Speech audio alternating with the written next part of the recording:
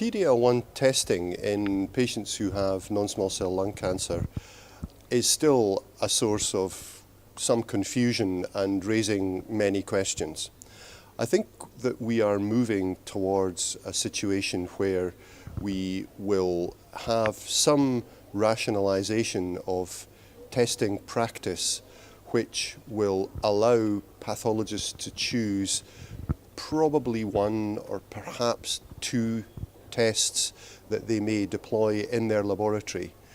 The key for us in this so-called harmonization project is to try to have one test that can be read in a way which will allow all of the drugs or most of the drugs for most of the indications to be prescribed appropriately according to the single PD-L1 test result that is read.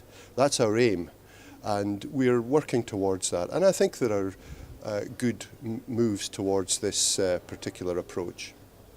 I think that PD-L1 testing brings to the oncologist some knowledge and some likely prediction of the probability of the patient responding. One of the things that's very clear is that in the PD-L1, PD-1 axis inhibitor treatment space, not all of the patients respond to the therapy. Indeed, a minority of patients respond.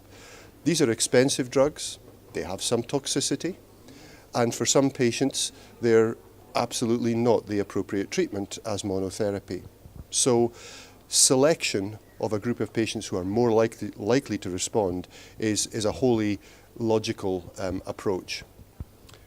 In the future, we can see that the need for PD-L1 testing will continue, at least in the short term, and we're hoping to rationalize that approach.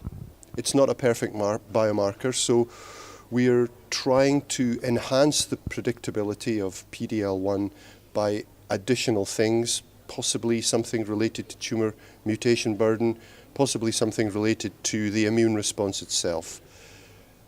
There are some suggestions that with combination therapy the need for testing may diminish, but we need much more data before we can draw a conclusion on that one.